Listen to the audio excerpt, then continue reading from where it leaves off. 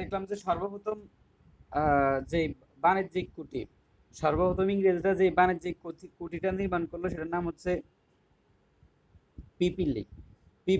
পিপিলি নামক বাণিজ্যিক কুঠি নির্মাণ করছে। এটা আছে আমাদের বিদ্যাবাড়ির লেকচার শিটে, কিন্তু এখানে পরে বলছে যে কুটিয়া মানে, আর বলছে যে ওরা কোচিনটাকে দুর্গ বলতেছে। তা আমরা এখানে দেখব, আমরা হয়তো বা এটাকে এভাবে মনে রাখতে পারি যে সর্বপ্রথম একটা বাণিজ্যিক কুঠি যদি আপনাকে বলে যে সর্বপ্রথম বাণিজ্যিক কুঠি কোনটা নির্মাণ করে, তাহলে পিপিলি আর কোচিন এই দুটার মধ্যে একটু ঝামেলা হয়, সেটা আমরা পরবর্তীতে দেখবো। তাহলে আমরা এখানে এতটুকু মনে রাখি, পর্তুগিজদের ভারতে প্রথম কুঠি নির্মাণ করছে কোচিনে, আর আর পর্তুগিজদের বাংলায় প্রথম কুঠি হলো হুগলিতে।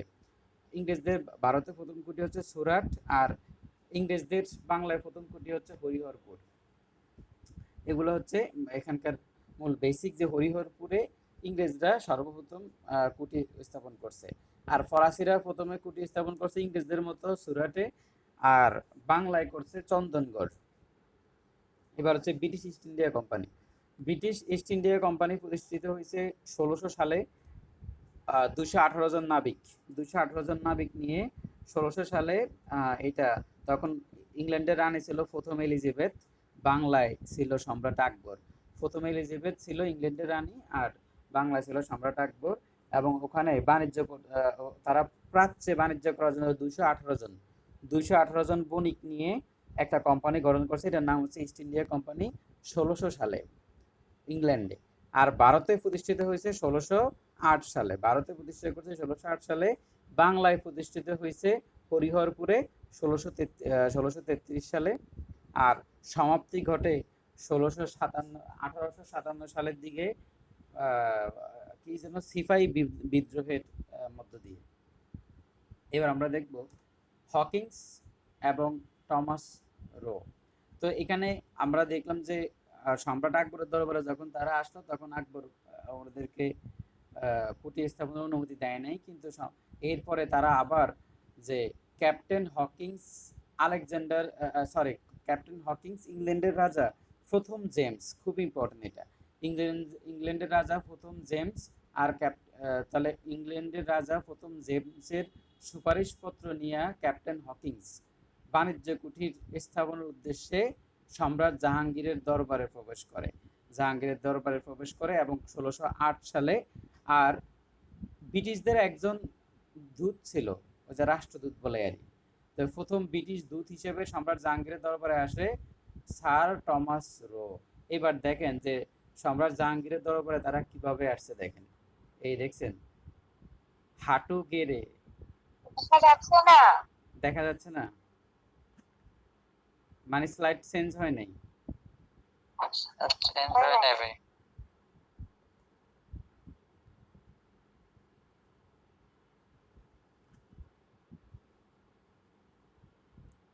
এই দেখেন, সম্রাট জাহাঙ্গীরের দরবারে এইভাবে হাঁটু করে বসেছিল। এটা হলো এই যে এটা হলো ইংরেজদের যেই সামনেরটা, এটা হলো কি ক্যাপ্টেন হকিংস, আর পিছনে হলো টমাস রে, তার নাম হচ্ছে কি টমাস, হ্যাঁ, স্যার টমাস রো।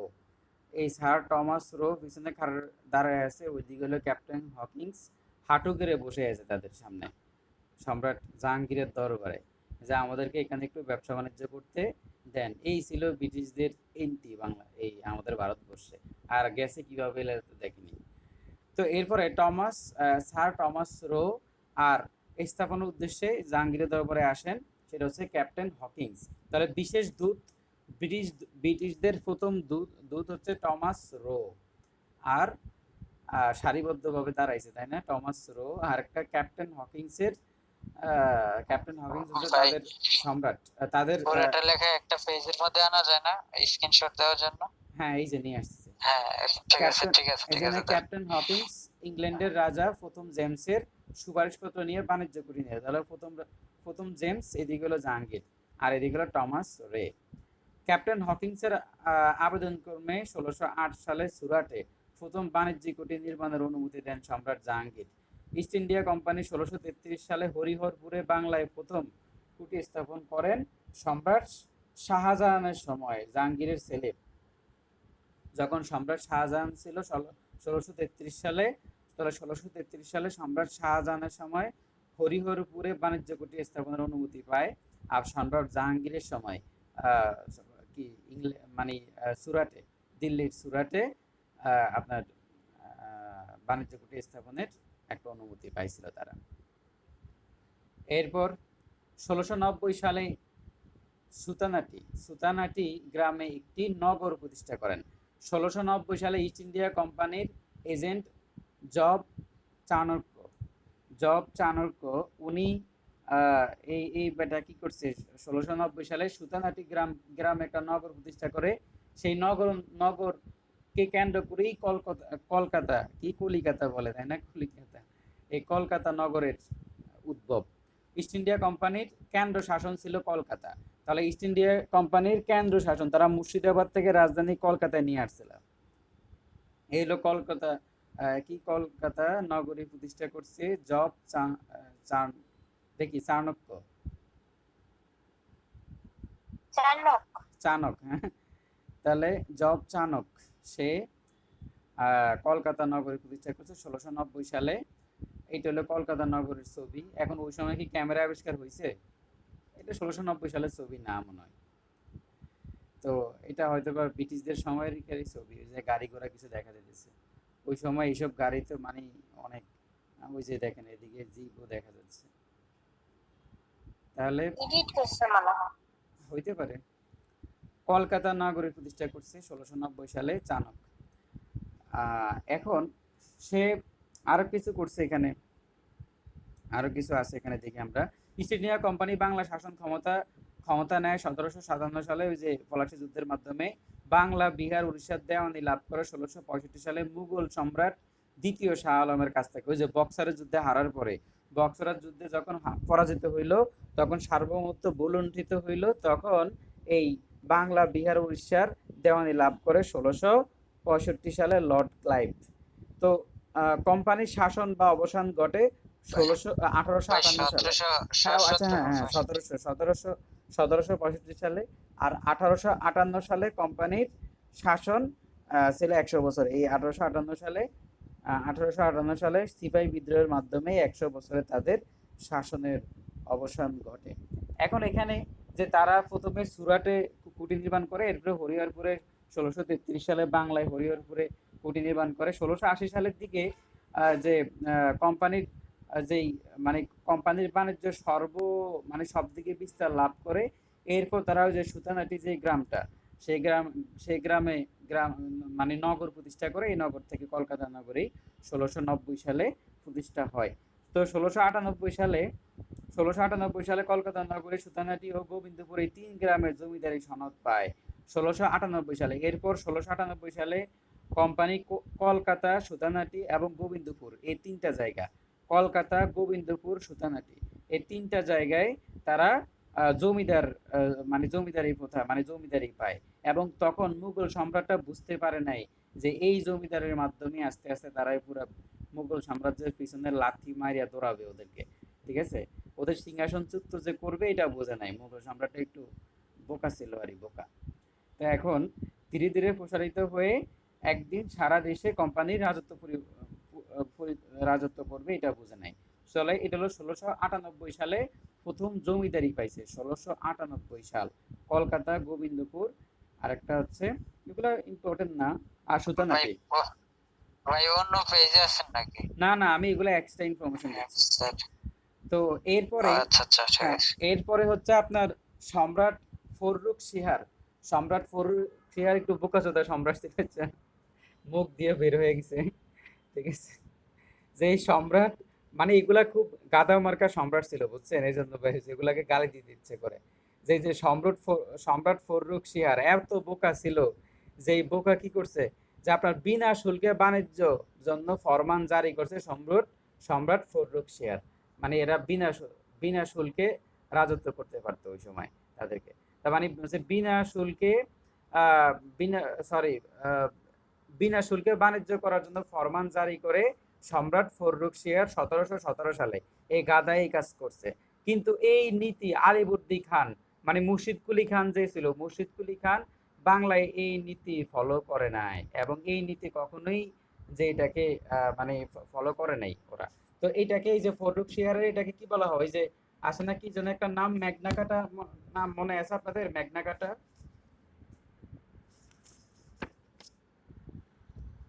ভাই ম্যাগনা কাটার নাম এটা শুনছেন? তো ইউরোপের না ভাই, 1200 কত সাল?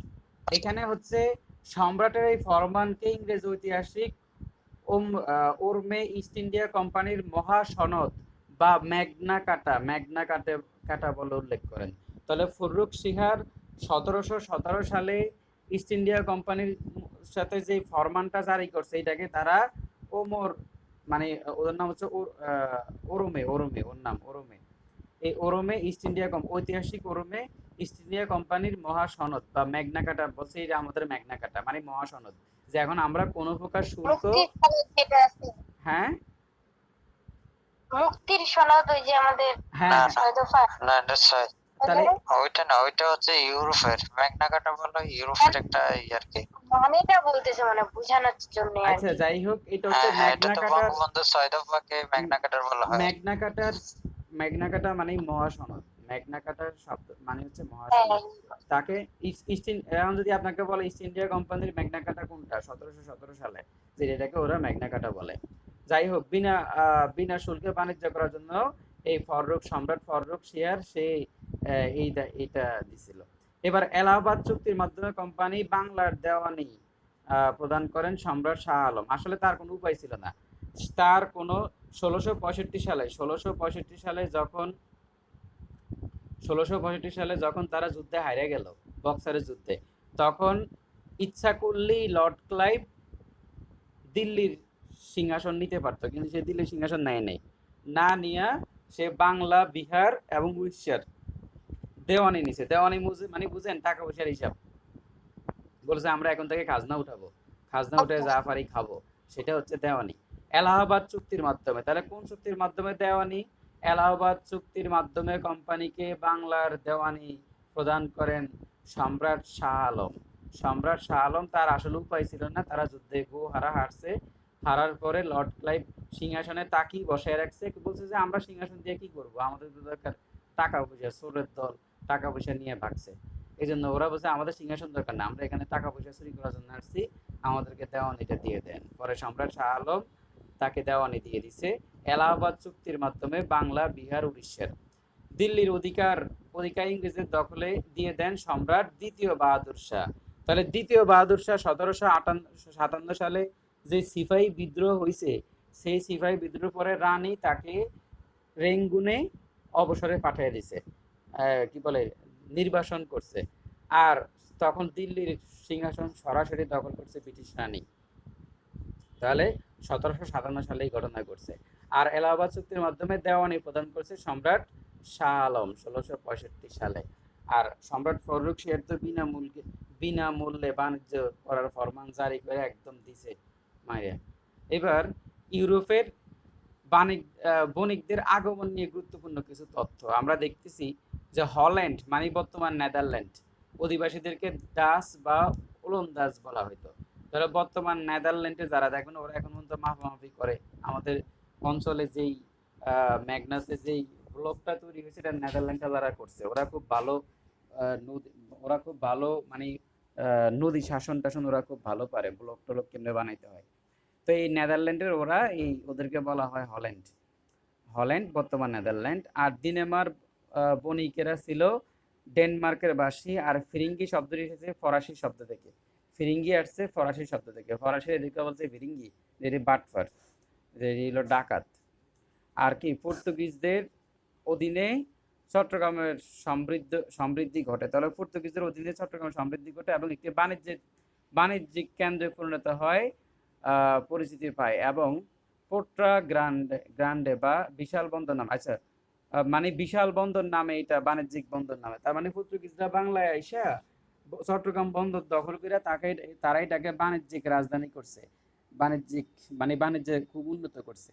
এখন চট্টগ্রামে এখানে একটা জায়গা আছে আমার বাসা থেকে একটু দূরে, ওখানে এখনো মাছ টাছ নিয়ে আসে, মানে সমুদ্র থেকে মাছ ধরে ওখানে বিক্রি করে, ওটা না হলে ফিরিঙ্গি বাজার, বুঝছেন, এখনো ওখানে মাছ টাছ বিক্রি করা হয়, সমুদ্র থেকে মাছ ধরে আয় না। তো চট্টগ্রামে ওই ওদের ওদের নাম অনুসারে দিছিল ফিরিঙ্গি বাজার, বুঝছেন।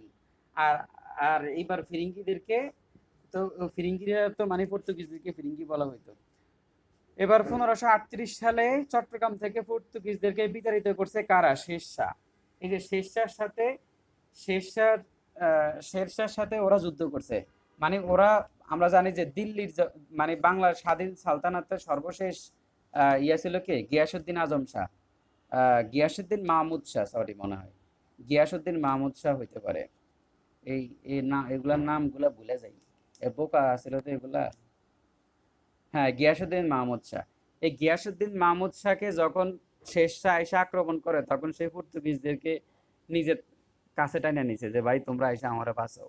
পরে পর্তুগিজরা এই গিয়াসুদ্দিন মাহমুদ শাহের পক্ষ নিয়ে শেরশাহর সাথে যুদ্ধ করে। তো এই যুদ্ধ করে গাদাগুলো, এরপর এগুলাকে, হ্যাঁ হ্যাঁ আন্টি